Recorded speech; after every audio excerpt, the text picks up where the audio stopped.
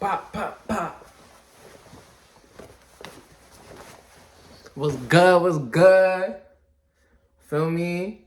Feel me? Feliz Navidad. Merry Christmas. As we can see, we got two of me. Yo, my roommate sees this video, he gonna be like, what? This is what you do when I'm not here. But I hope y'all doing well. Hope y'all staying blessed, prayed up. The whole thing, the whole enchilada, feel me? Artists, art, A is for art. So I was just reading something across the hall. Art. Art is, I feel like, let me think. I feel like most people think of art as like some geek, some dork stuff, I feel like. Especially if you're not naturally creative. Well, we're all creative in our own ways. But this is the question I ask a lot of people. I would be asking people, who was more creative? Albert Einstein or Michael Jackson? And it might be a crazy question because it's like, how can you compare the two? They're just two completely different fields. But honestly, I feel like Albert Einstein was just more creative than Michael Jackson. And Michael Jackson is like king of pop, one of the most creative individuals to have walked this earth. And you also got Albert Einstein. Because I've always heard the story of how Albert Einstein got into his his theory of relativity, because he would imagine himself writing a photon of light.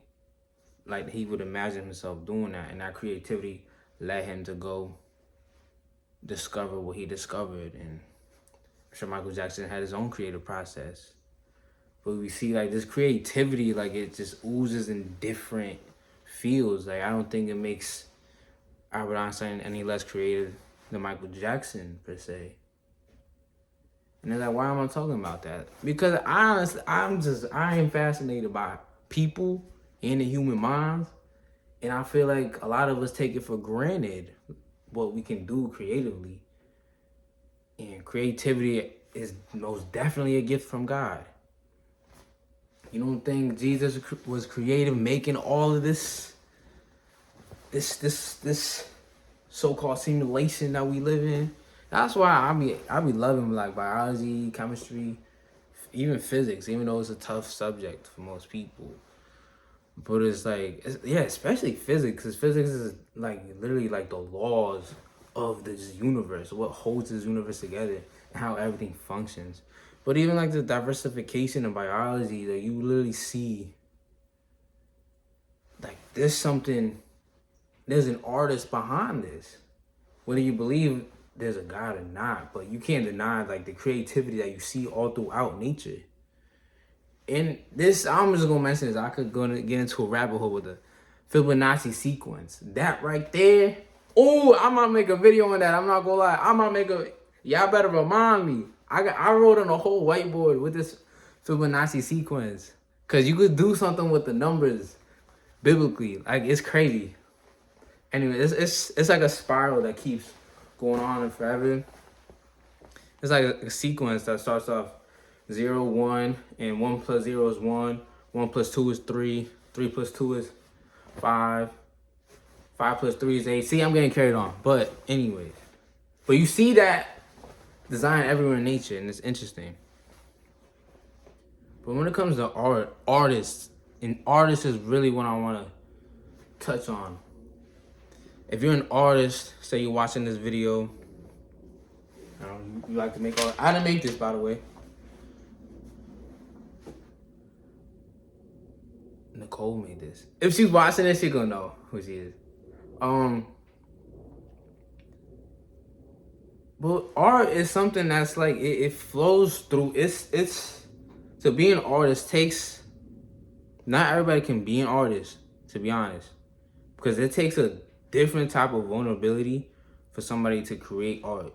You're putting the crevices of the folds of your brain, and you just You're putting it out. Like whatever is in here is cooking in here, you just spit it out. And that could be with writing, music, especially music. And that's what makes art so beautiful. Cause you're literally that vulnerability of just, okay, I don't care what nobody thinks. I don't care what nobody's gonna, whatever they got to say about what I'm about to put out. No judgment. I don't care. I'm just gonna show you what's really going on in my mind. And that can be expressed in so many forms. And I remember I used to think about that, like right before I really gave everything to God, to Jesus. Cause I would just notice, like, especially Jean-Michel Basquiat. He's a very interesting person, very interesting artist. Whatever you want to think about him, you say he was controversial, but like we always see that, like, usually a lot of an immense pain usually creates such beautiful art, music. When people are in a lot of pain, you usually see like the best work of that person. When somebody gets too comfortable, it's oftentimes very hard to make your best work. And this also applies to sports too, like sports or whatever field you coming on. Like when you hungry, that's when you be performing the best. You performing like you got rent due tomorrow, and that's when we see that pressure. Yeah, that pressure, you know. But pressure is usually because of pretty, not so great situations. But it's pretty fascinating to see what the human mind can do once you put it in like a refining fire, and then gold comes out of it. Like I was just fascinated in how whatever's in here, like whatever's invisible, really, because our mind is invisible. Our thoughts are invisible. Like you can dissect the human brain, right? But you cannot show me where my thoughts are in that brain. Like what this thought of me wanting to eat, I don't know, Kennedy Fried Chicken at 2 a.m. That thought right there, we have it right here. You can't show me that on a CT scan. You can't show me that on any, like that's an invisible thought. Yes, that's a weird thought to have. Oh, I'm gonna go eat Kennedy Chicken at 2 a.m. What are you talking about? Forget about it. I want to paint that. You know, I'm capturing it and I'm bringing it into the physical. Taking this invisible thought and bringing it into the physical. Some of y'all are like, what are you on about? So I would think of that, and I truly believe the Bible is God breathed, inspired, right? Because this Bible is over 40 authors, written over a span of 1,500 years. It's like, what's going on in their minds? There's invisible gods, apparently, that exist. These so-called spiritual things, they're like bringing it from the invisible and then putting it onto paper, into this document, testifying about this invisible God. Now, of course, I'm going to think about that because as a man of God, that's, God is usually on my mind, and I think about all the... Because if you read the Bible, you can blatantly see that these were written by different people, the different books. And you see the different personalities that these authors had. Yet, like these different personalities and the talents and all these gifts that were given to these authors are all used for the one message of Jesus, of God. But even if you don't want to think about God, and you look at it in other art forms, especially in other spiritualities, like you see other sacred texts, you're like, what's going on in their minds for them to put that on to paper? What's causing them what's moving the gears in these people's minds?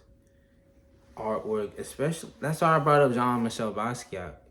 You see somebody that, he was born, if you don't know him, just a quick, he was born in 1960, Brooklyn, New York, Puerto Rican and Haitian descent. He ran away from home in his teen years. He was a little homeless, Lower East Side. But he was a brilliant man. He would write in a newspaper for school. He made up It's a little story he wrote about a guy shopping for religion. And guys looking at Christianity, Judaism, all that. And he decides to make his own religion called Samo. He's literally shopping for religion. But you see that this man was like very much trying to make, like, trying to find a way to truly understand everything. He's questioning everything. A man that questions everything. Religion, why is society set up like this? And a lot of his paintings, you see what was going on in his mind. And Samo was like his first graffiti tag. So him and another guy, they would go around doing like kind of like social political type of quotes on the wall, but they would be under the name Samo because of that religion he made and that little story he made for the school newspaper. But if you see his artwork, you see mixes of Spanish and like other languages, Italian, there's some Italian. But he's just, you see like him just blurting his whatever's in his mind onto the canvas.